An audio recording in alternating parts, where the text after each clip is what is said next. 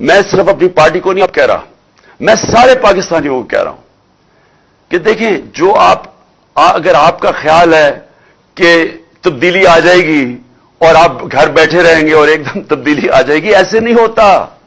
اللہ کا فرمان ہے کہ میں کبھی، قرآن میں کہتا ہے، میں کبھی کسی قوم کی حالت نہیں بدلتا جب تک وہ قوم خود اپنی حالت بدلنے کی کوشش نہ کرے۔ اگر ہم سمجھتے ہیں کہ ہم بھیڑ بکریوں کی طرح رہیں اور ایک دم ہم آزاد ہو جائیں گے، ہم نہیں ہوں گے، وہ ویسے ہی رہیں گے۔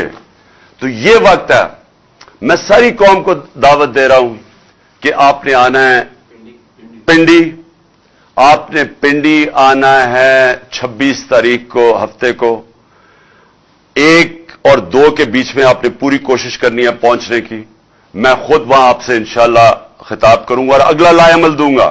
یہ تحریک رکنے نہیں لگی، میں آپ کو اگلا لائے عمل دوں گا۔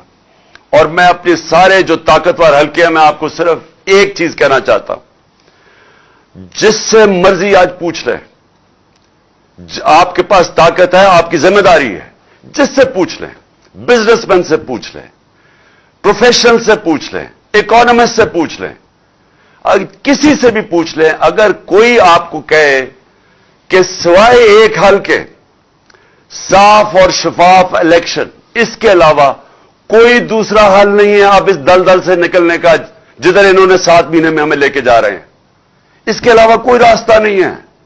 ان کے پاس کوئی پلان ہی نہیں ہے۔ کوئی پوچھے تو صحیح کہ آپ کا روڈ میپ کیا ہے؟ ملک جو تیزی سے نیچے جا رہا ہے، جو باہر کی دنیا اب سارا اعتماد کھو بیٹھی ہے، کون سا روڈ میپ ہے آپ کے پاس؟ ان کے پاس کوئی روڈ میپ نہیں ہے۔ 7 مہینے میں جو روڈ میپ نظر آیا وہ صرف اپنی چوری بچانے کا ہے۔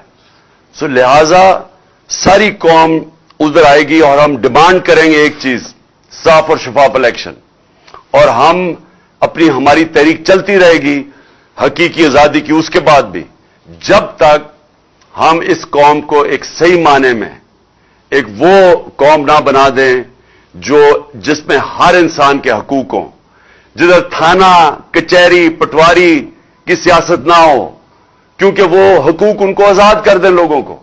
کیوں نہیں برطانیہ کے اندر تھانہ کچہری ہوتی؟ کیوں کچہریوں میں ظلم وہاں نہیں ہوتا؟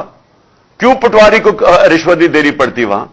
کیونکہ وہاں حقوق ہیں انسانوں کے، وہ آزاد لوگ ہیں، وہ انصاف ہے۔ اس کے لیے میں چاہتا ہوں ساری قوم مل کے ہمارے ساتھ جدوجہد کرے، اور انشاءاللہ میں سب کو اگلے ہفتے پنڈی میں آپ سے میری ملاقات ہوگی۔ پاکستان زندہ باد۔